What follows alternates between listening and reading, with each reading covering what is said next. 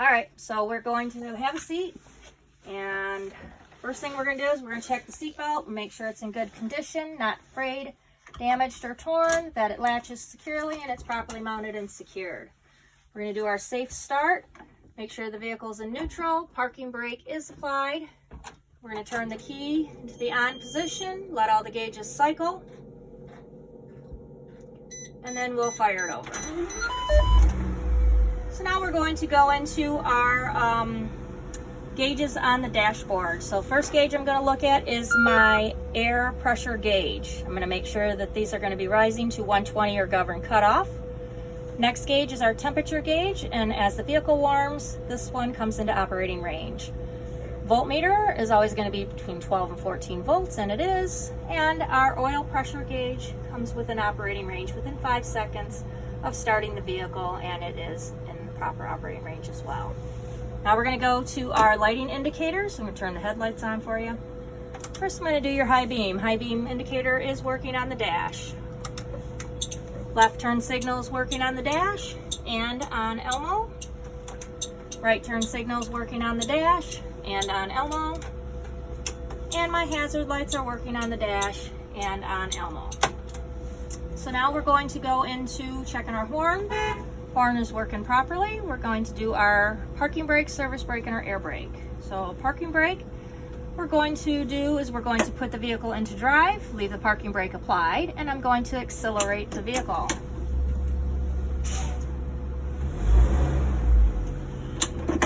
This was a successful test. The vehicle did not move and the parking brake held the unit.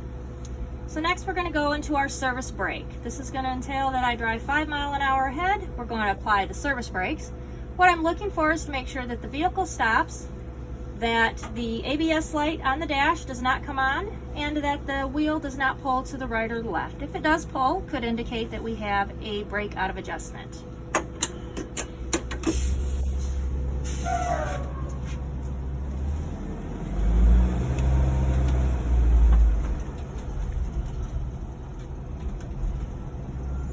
All right, that was a successful test. It did stop. The ABS light did not come on the dash, and we did not have any pulling left or right into the wheel. So that was a successful test. Now we're going to go into the air brake. First thing I'm going to do is I want to make sure that my air gauges are at 120 or govern cutoff. So I'm going to accelerate.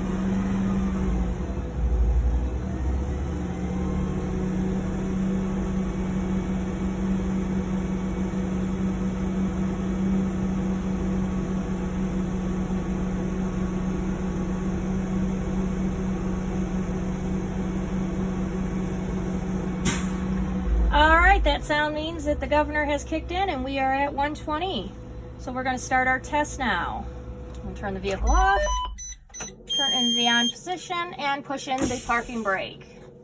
So once the gauge is stabilized, we are going to apply pressure to the service brake.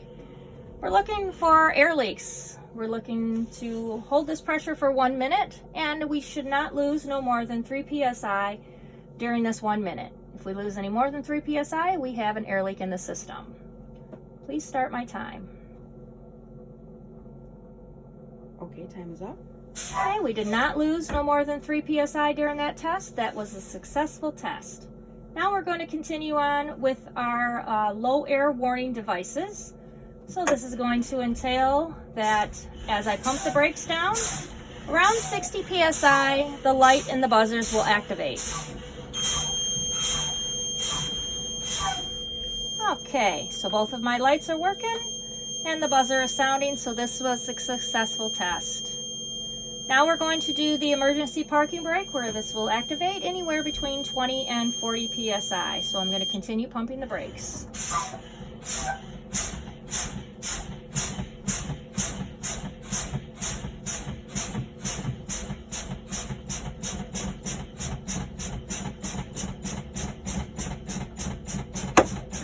All right, this was a successful test. The parking brake did activate between 20 and 40 psi. Start the vehicle and we're going to continue on. So now we're going to be doing our visual searching. We're going to be doing our mirrors. I have 6 mirrors. We have 2 on the left, 2 on the right, and 2 on the fender. We're going to be checking these to make sure that they are not crack damaged or broken, that they're in good condition, and they're properly adjusted for me, the driver. We're going to look at our windshield to make sure our windshield is in good condition, it's not crack damaged and broken, that the weather stripping is in good place there, that it's sealed properly. We don't want anything in our wiper swiping area to obstruct our view. So now we're checking to make sure the wipers are working on all speeds, that the washers are working properly as well, and that there's proper tension to the blades, and that the rubber is in good condition, not damaged or broken. Now we're going to move over here to the side panel and we're going to do our heaters. I'm going to check our rear heaters first. Check on high and low, make sure that they're both working properly. And they are. Now our step heater, working on high and low as well. And check the defrost to make sure the defrost is working on all speeds. And it is. Now we're going to move down the panel. Check all of my dome lights, make sure all of my dome lights are working, and I'll tell you about the covers when we stand up. Now we're going to check our fans. We want to make sure that our fans are properly mounted and secured, and they work on all speeds as well. Alright, so we're going to continue on through the rest of the vehicle. So we're going to check our light covers. Make sure that they're properly mounted and secured, not crack damaged or broken, with a reflective material, and I already said they were working. We're going to check all of our seat backs. We'll make sure that our seats are properly mounted and secured to the vehicle, and they're not crack damaged or broken as well. And then I'm going to check all the windows. We're going to look at all the windows. We want to make sure the windows are in good condition, they're not crack damaged or broken. Okay, so we'll just check the seats, check the windows, and check the light covers all the way back till we get to the first emergency exit windows. Everything looks good, all the windows are good, not crack damaged or broken. So here's our emergency exit, properly labeled with instructions here. And you would lift the handle and push out and an alarm would sound. We have two of these windows that work in the same fashion. So we're going to keep checking the seats, checking the light covers, checking the windows all the way down to the back. So we have our emergency exit here.